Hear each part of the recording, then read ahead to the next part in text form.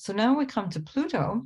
Of course, this is a major transformation because this Pluto transformation is something that is a very big shift in time. Now, I will be doing a video which is sign by sign, Pluto in Aquarius, and that's going to go into depth, and also a very in-depth look at what Pluto in Aquarius has meant over time and what it will mean. But I also wanted to share with you some ideas around the globe, around how things are functioning in our world with regards to Pluto in Aquarius and how that is going to change our world. So again, looking at the dates, it's starting at the 23rd of March, and we go pretty much for 20 years, with the exception, of course, of these 2023 and 2024 periods where it's shifting back and forth into Capricorn. So that 29th, 28th, 29th, first 0 and 1st degree of Capricorn and Aquarius are going to be quite significant. Sorry, my dog is now pestering me for something, so we're just going to have to wait, puppy. Just wait.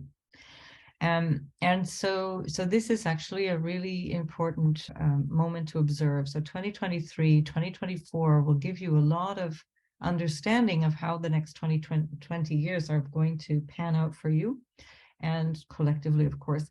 And so you want to really pay attention, starting from March particularly, where it really is that 0 degree, the ingress, which really shows up a lot of the symbolism, even if it only lasts until the 11th of June.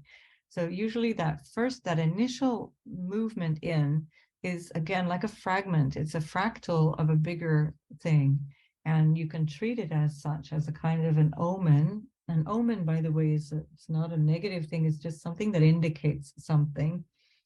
Something that is ominous now has an understanding of being very negative, but something that the ominousness is just coming from an omen. It's showing you something. And in your own life, that's, I think, vastly more important than even what's going on around you. So definitely pay attention to what seems to be coming up in terms of that particular change, that period of time in March and April where things are really, really changing fast, and keeping in mind that all planets are direct at that point.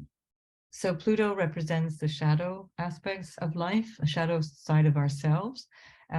It's death and transformation. It's the energy of Shiva. It's the energy of, the birth and the mutation of how we grow and change through life, and then the death, and then the cycle starts again. So the death and the birth are side by side, and that is this energy of transmutation and transformation, both together. It's also very much about power, Plutonian power, and that works both ways. It's your power, how you allow others to use power over you, and how you use power over others, and how you want to maintain power and control. So all of these things are combined. And so keeping that in mind, in terms of your interpersonal relationships, looking where Aquarius shows up in your chart, starting to understand how that might play out in your life, and going to extremes of all kinds as well. So when we see something like Aquarius, we see society. So we're going to see a very big polarization of what we've already seen in the last 2-3 years of Saturn going through Aquarius. Saturn it's been very interesting because we've had Saturn showing us what it's like to have this restriction and this change and this heaviness in Aquarius. And Saturn has already given us a kind of a glimpse of what that might be like. And so now we're going to see this massive polarization around all the Aquarian things.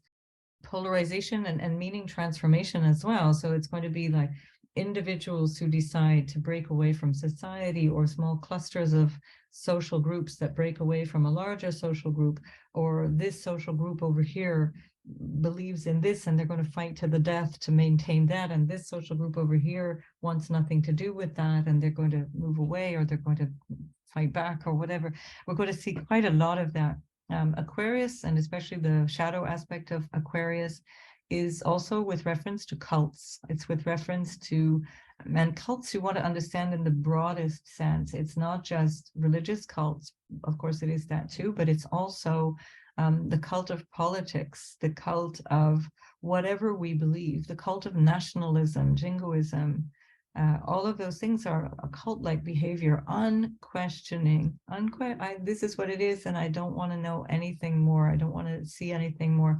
Pluto is going to initially it's going to antagonize all of that. It's going to make all of that crystallize and become quite powerful, maybe excessive. And then it's going to break it down. So there's always this phase where it's like things come to a head and the breakdown happens. And then the rest of the transit. So don't worry. It's not like 20 years of breaking down. This, of course, will depend on where planets are in Aquarius for you, if you have any, or different points in Aquarius. But the breaking down, the most impactful moment of that is the early stages of Pluto moving into Aquarius. In the first couple of degrees, it's going to be really much more significant. And again, if you have individual planets there, it'll be felt in that particular theme or in that particular way. So Pluto is also representative of surrender. If you look at the glyph, see the little symbol for the planet, it looks like a guy going, I give up, his arms are raised, I surrender. And so here the idea, of course, is surrender to what? Surrender to the higher power, surrender to the universe. Don't surrender to the collective. Don't surrender to the government. Don't surrender to scientism or politics or all of the sort of fleeting aspects of Aquarius, which are more to do with control than to do with actual genuine ideals of humanitarianism and so on. So surrendering to the flow of life itself is the solution, let's say, to Pluto in Aquarius. I suspect that we're going to see a powerful influx of inventions and new approaches scientifically, as well as through obviously channels like what we have here, collective capacity to invent new ways of connecting with each other over internet, but also it will have to be revised based on the last 15 years of Pluto in Capricorn, where we saw where Facebook and Twitter and things like that really exploded onto the scene when Pluto went into Capricorn. They were invented just before in Sagittarius, Pluto in Sag, but they exploded and they became these kind of monsters when going through Capricorn, where they were used rather as tools of control and as tools of manipulation rather than the original intent, which was just to hang out, just to be together socially. So I think Pluto in Aquarius is going to transform that powerfully. It's going to have people reflecting on what it means to be in communion, in community with people. Again, one of the ways of looking at this in terms of a way of, if we want to say it like this, solving the problem of Pluto in Aquarius is to take back control of your own life as much as possible. So keeping in mind that transhumanism and technology and certain things that are disguised as medical treatments that are actually more about control or genetic manipulation, all of those things are going to accelerate as we get Pluto moving through Aquarius. And so the more you can have sovereignty over yourself and your mind and your life, the more you will be able to live more fully in the Aquarian way, in the actual Aquarian intention, which is to live in harmony with our society, with people around, and not be an automaton, not be a robot, which is the shadow side of Aquarius. Following instructions, belonging to the cult, fitting in. That's the shadow aspect of that Aquarian energy.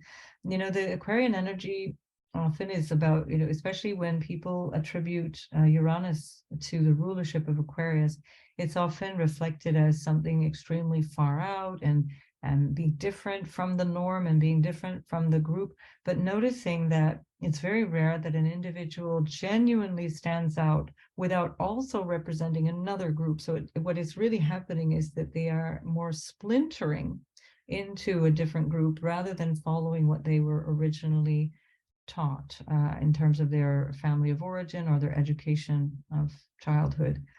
And so there's a reaction against that. That's where that rebellion comes from. And by the way, Saturn also has that quality of rebellion. and a need for restructuring, a need for change. Saturn is the Lord of karma. It's where the buck stops here. This is why Saturn ruling Aquarius makes quite a lot of sense. It's also about time and recognizing the influence of time on our social structures and how they need to be restructured every now and then because society moves on. So Aquarius also supports that. It's a really interesting other way of looking at Aquarius, but I don't use that as the ruler. And somebody asked that question, Christine, is it Christine? No, Maeve. Maeve asked, if you don't use the outer planets as rulers, how do you use them in a horoscope? So I think I'll jump in here and say that. She says, can we use both or should we choose? Can we use both? So I'm guessing she means, can we use both traditional and outer planets as rulers? Or should we choose? So I would say I wouldn't use them both as rulers. My preference, my idea after experimenting a bit, is that I stick with the traditional rulerships and I use the outer planets as another feature of the chart in the same way as your midheaven or your ascendant shows up, or the nodes, for example, which are independent of any sign. And they have the same meaning. But the other aspect of this is that, so the outer planets, they tend to be, I think it's helpful to see them as malefic, initially at least, that they are going to cause trouble. There's no way around that. The outer planets tend to break things apart, dissolve them. In the case of Neptune, dissolve them, make things confusing. In the case of Pluto, it's disruptive, it breaks things down, it transforms things. In the case of Uranus, it can just blow things up, it's just explosive. Pluto is also explosive, by the way. That's another symbol of Pluto. But Uranus is sudden, it's lightning and electricity, something that wasn't there a minute ago is now there, and we have to deal with it. That's not smooth going. So however welcome these things can be in their context in terms of needing to shake things up, they are disruptive by, so just keeping that in mind. So, having that as a ruler makes it very difficult. And often what happens in modern astrology is people take the sort of fantasy version of these planets and use that as the symbolism of the rulership, which only works so far. It doesn't take you very far. I definitely find the outer planets are important, and they shouldn't be relegated to not being used or not being paid attention to. I absolutely find them important. I just don't attribute them to a particular sign because they have such a collective impact on all of us that they can't be just sort of given to one place. Wherever Aquarius is in your chart, Pluto is going to force you to start again.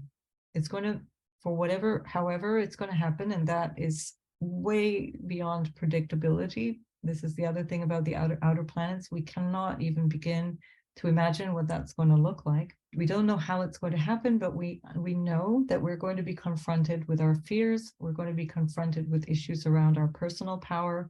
We're going to be confronted with a need to transform, a need for not only ourselves to transform, but a need to perhaps shake up what's going on around us, transform the things happening around us. And this is also potential that you get a feeling of things breaking down in such a way that you don't recognize your life anymore. And that also will happen depending on certain aspects. Obviously, if you have hard aspects, it's going to become perhaps more upsetting, more brutal, more definitive, let's say. And if you have softer aspects like trines and sextiles or even a conjunction, it can be very powerful, but it will be much more, you'll be feeling like you're ready for it. You'll be feeling like, yeah, this is what I need, as opposed to, oh my God, not this. Christine says, Pluto will cross my sun soon, and some astrologers say it represents our father. It can. The sun can represent the father. It can represent career. It can represent your purpose in life, your kind of worldview, your consciousness, if you like, or how you show up in terms of your ideas about your life. and yourself. And then the question she asks is, does this mean my father will die? He is 78 years old and seems in good health. So again, the short answer is I don't know. And I would never want to predict somebody's death. That's a very bad karma to take on. But what I can say is that when Pluto crosses the sun, at least with regards to father, it will transform your relationship to your father. So one way or another, and keep in mind, this is two years that you're going to have Pluto at this degree. Actually, so Scott says the same thing. So my sun is at 0 degrees Aquarius, where Pluto will be forever. What can you tell me about this? I'm not looking forward to it. I've already gone through hell as a moon Mars in Capricorn these last few years. So I'll maybe add that into this answer. So the sun, Pluto, when Pluto is transiting the sun, it's a phenomenal opportunity to change your life in every aspect. So it's, again, if we talk only specifically with regards to the father, then you're changing your relationship to father, changing your relationship to that person as an individual, but also your relationship to the energy of father and your own sense of inner drive, your inner authority, as it were. It can definitely change your career. And that can be in ways that you didn't anticipate, like you weren't planning on changing your career, and then Pluto crosses your sun and it's like, whoops, that's it, I'm going to change. And that happens for all kinds of Pluto aspects to the sun, by the way. So especially in the conjunction, it would be often a kind of a feeling of real urgency. I'm so done with this. I really want to do this new thing or change this thing. And again, it can happen where there can be a sense of something breaking down before it actually takes a new shape. So bear that in mind, because the process can be quite threatening. It can feel like really, it can feel very disruptive. It can feel very scary. Pluto is about fear. It's about provoking our greatest fears. It's about provoking our sense of, again, our inner power, a sense of power. What has power over me? Can I let go of control? So Pluto initially will want to maintain control. It will struggle to keep control wherever it is in your natal chart. And it can also then transform the need. Yvonne is saying, I have both Sun and Pluto in Aquarius. Is this what you're talking about right now? Yes. Just changed jobs. Yes.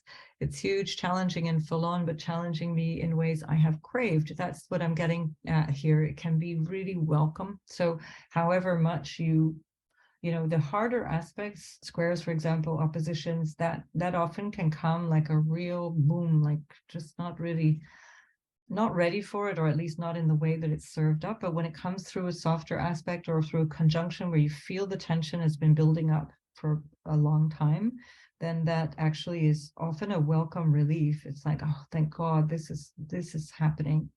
And Pluto's sun can be really life-changing. And again, I don't want to suggest that it would mean that your father dies, but your relationship with your father will certainly change. And that's going to be potentially that your father becomes somebody who you have because Pluto is about being profound. It's about depth. It's about going deep under the surface. And so maybe you had a nice relationship, but then you never really talked about big issues, maybe it could be interesting to actually talk to your father about death. Like, what does he feel about that? At 78, I have no doubt that he's already been reflecting on that.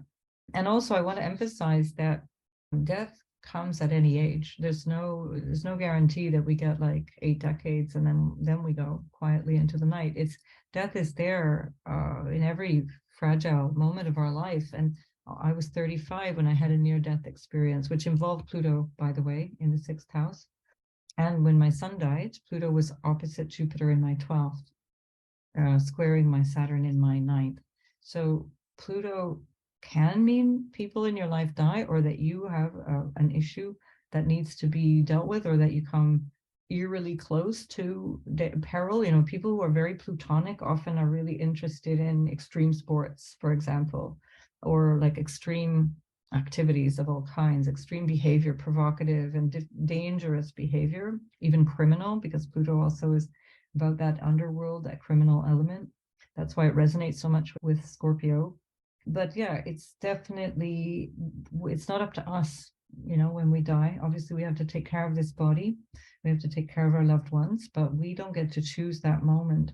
That will always come as a surprise. Even if you think you know when you're going to die, you're not going to know when you're going to die. So, yeah, Pluto also in terms of the shadow aspect of Pluto, it can lead to obsessive behavior, obsessions. And so where is the obsession around science, around technology, obsessive compulsive use of technology, overuse of technology, transhumanism again, you know, as opposed to humanitarianism, it becomes transhumanism, the use of technology to control people, obsession, you know, if you think about obsessing around society and what I had said earlier about Saturn in Aquarius, about, you know, am I safe in society, etc. Yeah, these are things that are going to confront us, no doubt. I want to just show you the ingress, because the ingress again shows us something about the flavor of this initial movement into Aquarius. And again, I want to emphasize the other planets. So we've got, of course, Pluto. Don't worry about the houses. Once again, Pluto there in Aquarius, and we've got Saturn very close by. It's only managed to get into the first degree. And then we've got this Pluto, which is sextiling the sun. Notice that at the Saturn ingress, we had the sun sextiling Uranus. Now we've got Pluto sextiling the sun.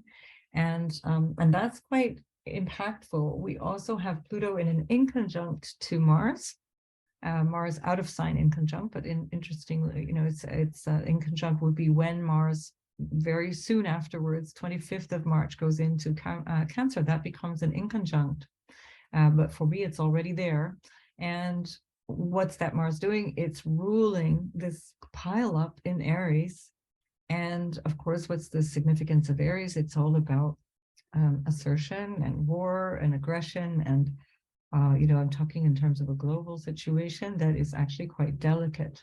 This is something that I think will really shake up our world this spring. I think we do have a lot to think about in terms of our global well-being, in terms of our safety, in terms of our social cohesion, not falling prey to the trap of the polarization and the propaganda that we're being fed in all governments, by all governments in every part of the world, without exception, and recognizing that we have a more urgent personal job to do to maintain our sanity, to maintain our spirit, to maintain our community, to maintain what is, you know, possible and optimistic about being human. We have Venus that's on Rahu. So we see, and we're going to see this when we see Jupiter moving into Taurus. Whenever we see Venus Rahu, there's an obsession around money in an individual's chart, I would say relationships as well. But in this case, especially because we're talking more collectively, we're looking at this obsession around money, security, everything that can have to do with Taurian things. So food and networks providing food, which Uranus has been interfering with already since the spring of 2018. But this becomes really, really impactful. It's not exactly square, but we're now really entering into the territory of that Pluto square, which really starts to kick off as of April. That Pluto, when I say Pluto square, it's squaring the nodes. So whenever you have a square, T-square, because the nodes are opposition, in a constant opposition to each other, and then you have this squaring of Pluto to that, you have this very impactful, let's say, evident result on the situation, an evident result in society, for example, an evident result in what it is Pluto in Aquarius, some very big evident result in society and taking its new form, moving away from the energy of Scorpio with the South Node there, which is very much to do with the energy of intrigue and spying and secrets, as well as you know, being deep and being profound and being connected in that emotionally deep and profound way. Of course, individually, that's easier to express, but in a global situation, we're going to say, you know, we could call that the global elites that are hiding all the secrets and not showing us what they're actually trying to do. And